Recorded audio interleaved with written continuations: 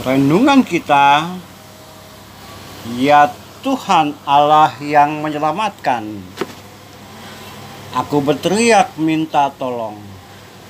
Pada waktu pagi aku datang padamu. Pada waktu siang aku berseru kepadamu. Pada waktu malam aku menghadapmu. Sebab jiwaku kenyang dengan malapetaka. Hidupku dekat dunia orang mati. Aku seperti orang yang tidak berkekuatan. Kenalan-kenalanku menjauh dariku. Saudara-saudara dalam kemanusiaan, saudara-saudara seiman, saudara-saudara lintas iman, saudara-saudara seagama, saudara-saudara lintas agama, saudara-saudara sebangsa dan setanah air. Semuanya saya ulang sekali lagi, saudara-saudara dalam kemanusiaan. Judul yang diberikan kepada Mazmur 88 ini adalah doa pada waktu sakit payah dari Bani Korah. Unik memang Mazmur ini karena dinyanyikan, dilagukan oleh para biduan yang isinya mengenai orang-orang yang sakit parah yang menyampaikan doa serta permohonan kepada Tuhan. Dan yang uniknya lagi, ada kemungkinan bahwa ketika mereka bernyanyi, mereka berkeliling di antara orang yang sakit payah. Jadi ketika mereka mengunjungi orang yang sakit parah itu, mereka berkeliling dan nyanyikan pujian ini.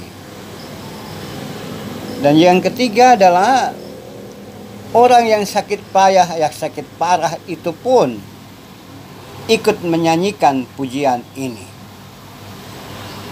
Jadi pujiannya menunjukkan bahwa ada orang yang bernyanyi tentang irama nada-nadanya tentang orang sakit payah.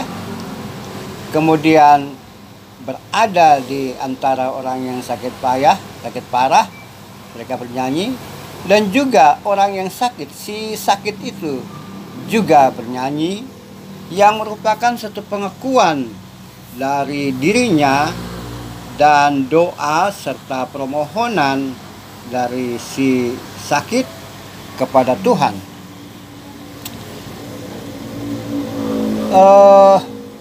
Mazmur 88 ini saya singkat tadi, ya Tuhan Allah yang menyelamatkan. Aku berteriak minta tolong.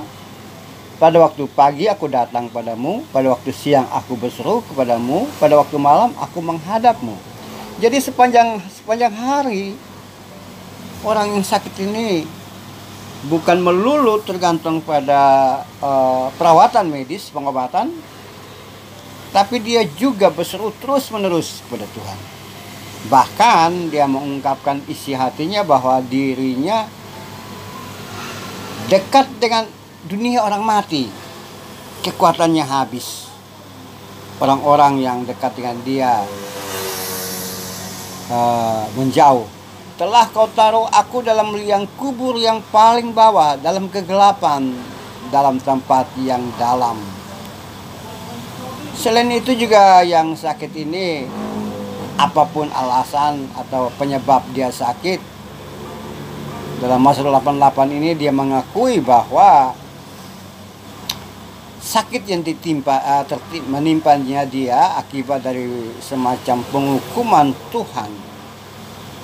Ya. Jadi dia merasakan bahwa ini loh, saya sakit juga akibat dari hukuman Tuhan. Aku tertindas, kehangatan murkamu menimpa aku, kedasatanmu membungkamkan aku. Kau jauhkan dari sahabat-sahabatku. Nah, jadi orang yang sakit ini begitu kompleks. Ada sakit tubuh, sakit hati, sakit spiritual, sakit rohani, bahkan luka-luka batin dialami itu semua. Jadi bukan saja tubuh, tapi eksistensi dirinya juga dia menunjukkan bahwa dia itu sakit. Nah, saudara-saudara, dalam konteks itulah ketika dia berseru dan mengakui penyebab kesakitannya, justru di sini Tuhan menyembuhkan, Tuhan menjauhkan dia dari sakit penyakit. Satu keajaiban yang luar biasa. Saudara-saudara, dalam konteks kekinian tentu saja kita tentu tidak mau mengalami model sakit seperti itu.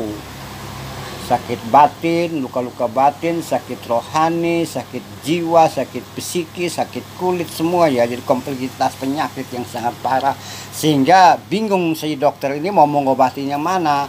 Mau obati sakit hati, sakit rohani, psikologis, atau luka-luka batin, atau apa.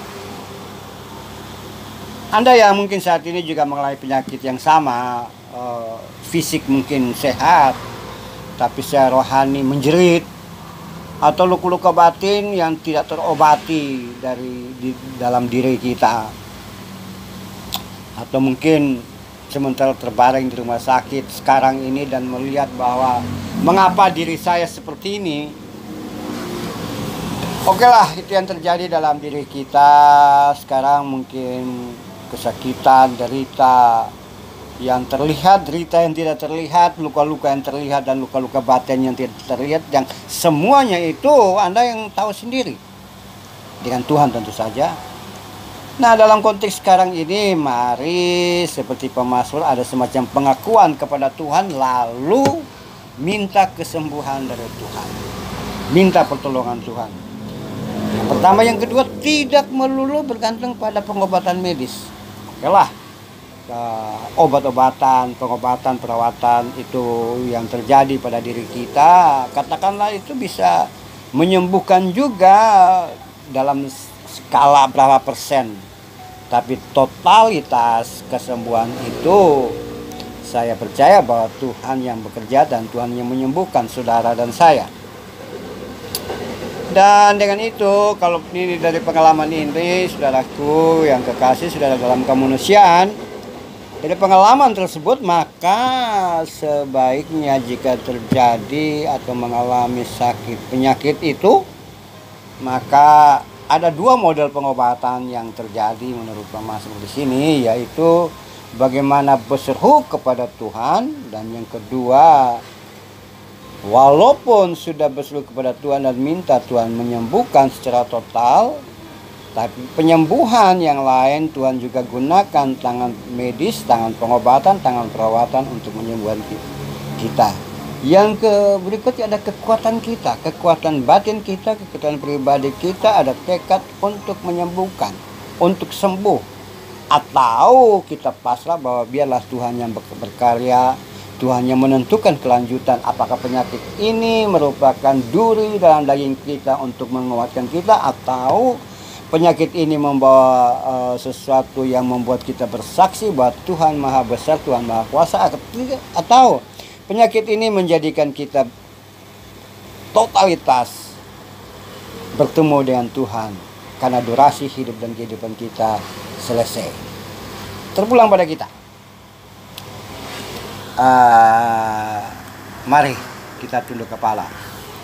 Tuhan yang baik, biarlah kami juga bergantung sepenuhnya kepadamu di dalam proses kesembuhan yang kami alami. Kesembuhan batin, kesembuhan rohani, kesembuhan tubuh, dan kesembuhan seluruh eksistensi kehidupan kami. Terpujilah namamu ya Tuhan. Amin. Mari bersama-sama segenap anak bangsa menyatu hati, pakai masker, disiplin, jaga jarak dalam rangka menjauhkan COVID-19 dari bumi Nusantara.